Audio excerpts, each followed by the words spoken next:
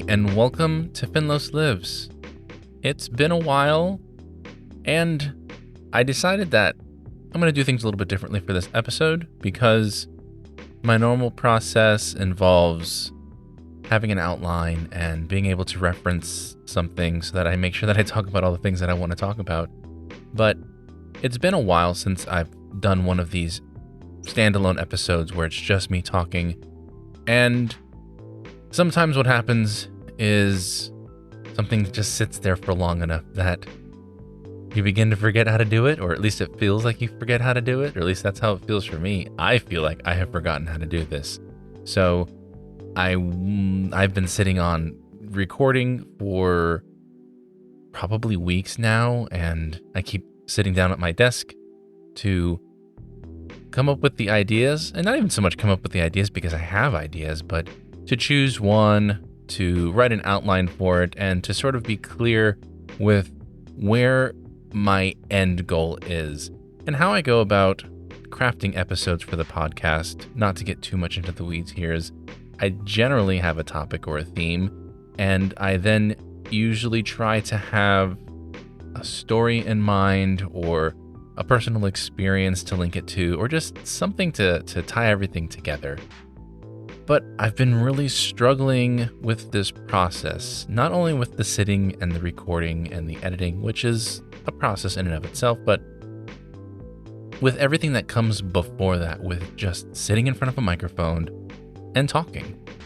So I figured, I guess I might as well just talk about that, because honestly, what happens with most creative practices, not just podcasting, but especially podcasting, is people start these things with big ideas in mind, where they're going to develop huge audiences with consistent recording and posting week after week after week, and that's just going to be how it goes.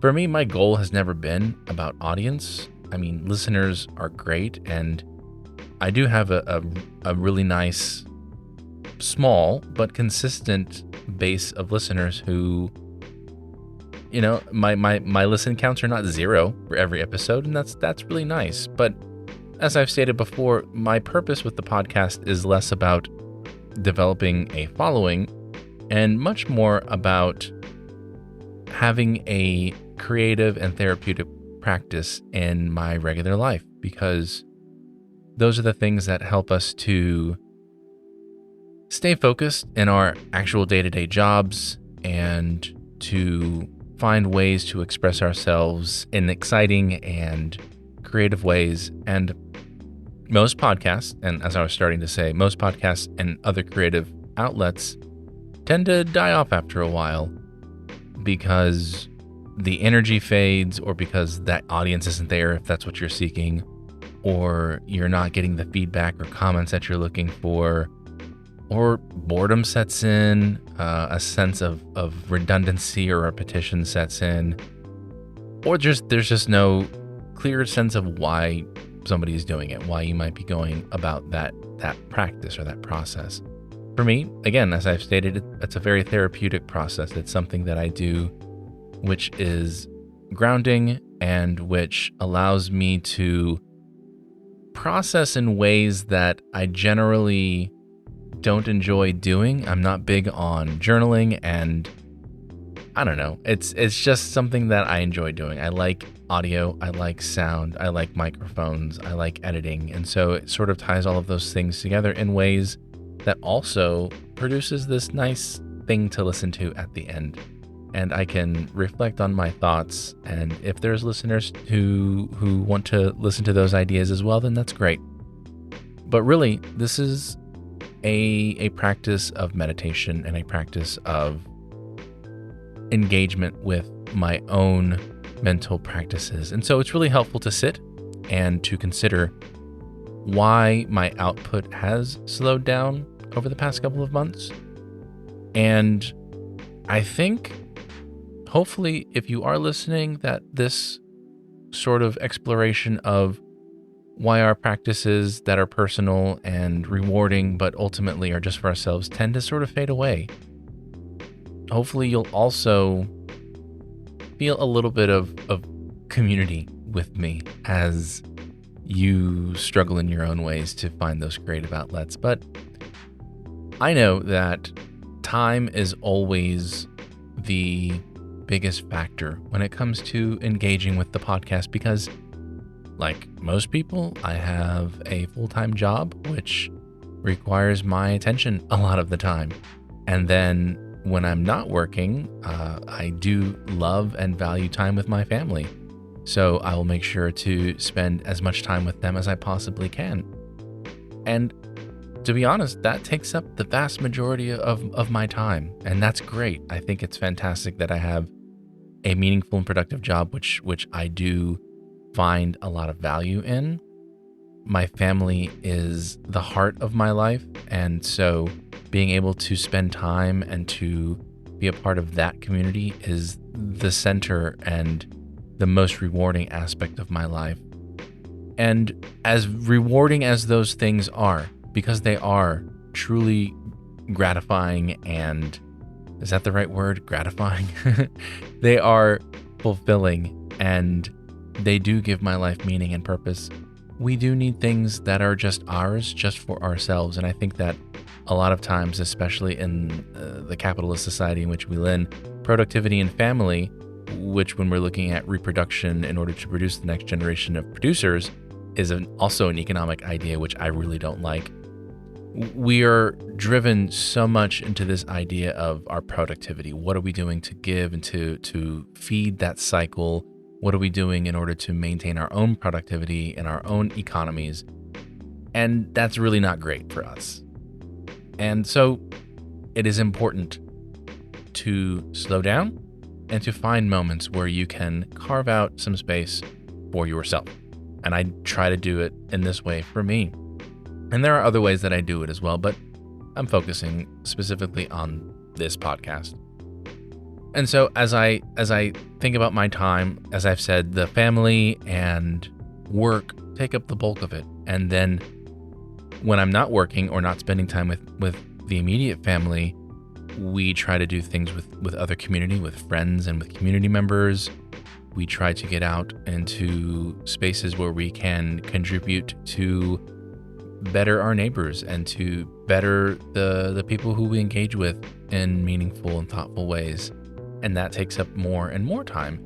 And so as we think about these moments where we can have a pause that is just our own, that is just for us doing the hobbies which help to refill our batteries. And it's important to notice the distinction, to get into a little bit of semantics here, the distinction between, what are the words? A hobby versus something that is just leisure, a leisurely pursuit.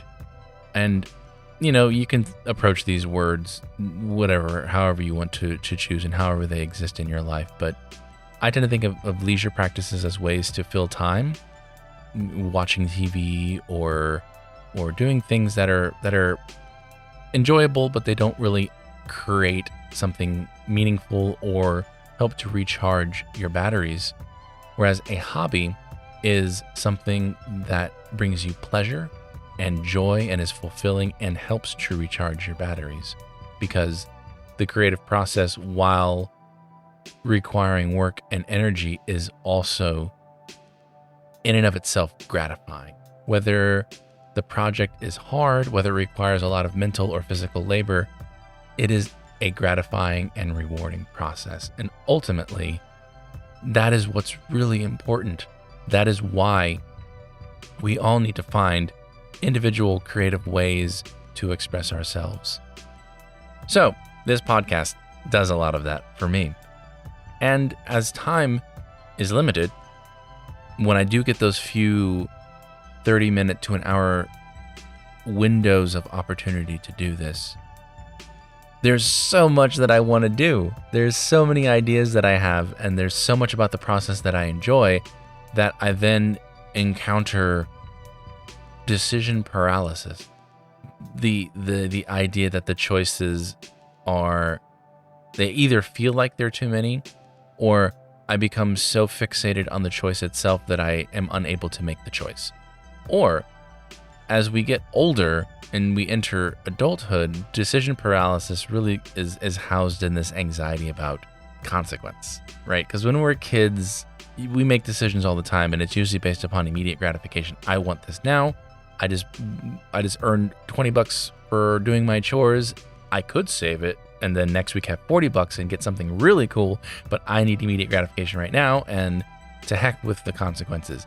But as we get older, our decisions become much more significant because of the consequences that come afterwards. It's not just about the immediate gratification of, oh, I just got paid, so I've got this money now I want to go spend it on. It's about, what do I want to do over the holiday break, and how are we going to spend money on traveling, and what about blah, blah, blah, blah, blah, all of these other things. And as we increase the importance or significance of the decisions, we start to consider the importance and significance of the consequences even more. So yeah, I want to buy a house because, it ultimately makes more financial sense to be putting money for a mortgage and owning a piece of property than it does to continue to pay somebody else rent. But then there's, okay, but if I buy this house, am I stuck here? How long until I can sell the house and make my money back? Will my kids like this house? What if it's a community that does not have the things that I'm looking for? And all of these potential what ifs start building up there. And decision paralysis is really housed in that anxiety, the inability to know what is going to come, and the attempted anticipation of trying to prepare for all potential outcomes, which we just can't do. But then it trickles back down. Yes, it makes sense to have some level of thoughtfulness and care and caution when making decisions about these really high-level decisions, buying cars, buying houses, making lifelong decisions, insurance, planning for future colleges, it's all those things, yes. But it starts to trickle down when our brains get into these cycles of decision paralysis of like, what am I going to eat for dinner? Or what do I want to talk about on this podcast? Because my brain is now in the cycle of considering all the potential outcomes. Like, what happens if I record this episode and it's boring? And I feel like this episode is really boring and it's driving me crazy. But I'm going to keep doing it because these are the things that get our brains into healthy habits, which is the ability to make decisions and to understand that through the process, it will still have value, whether it turns out exactly the way that we want it. Now, are all decisions as low stake as deciding what to talk about on a podcast? Of course not. And I'm not saying that with those really important big life decisions that we should just go willy-nilly. Of course not. But I think it is important to notice the difference between the different types of questions and decisions that we have, about which we can make decisions that are relatively safe and without consequence versus those that have higher risks. So here I am talking to you about this podcast because I know, based upon my own habits and my own patterns, and most people I believe are similar, that if I let this rest for long enough, it will go dormant. And there is a risk of that then becoming permanent. And I don't want that because I enjoy doing this too much. This is something that does bring me joy, and it does bring me happiness. So here is this episode of the Finlos Lives podcast about talking and about putting my voice someplace so that I can continue to do this thing that I really enjoy. It's not that deep, I get it. And I'm becoming self-conscious as I ramble on.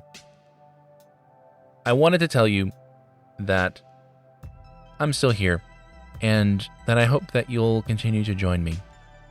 I hope that talking about this gives you a little bit of comfort in knowing that you aren't alone as you go about your day to try to think about whether you want coconut milk or almond milk or regular milk in your coffee and you just can't decide. It's not that big a deal. Just choose one. And if you don't like it, you can always get a different cup tomorrow. And I'll leave it at that. That's it for this episode. Thanks for listening. If you have comments or questions, or you just want to say something that you'd like me to address in the podcast in the future, You can find me on social media. You can send an email to finlos@finloslives.com or leave a voicemail via the SpeakPipe app at finloslives.com. I look forward to our next conversation.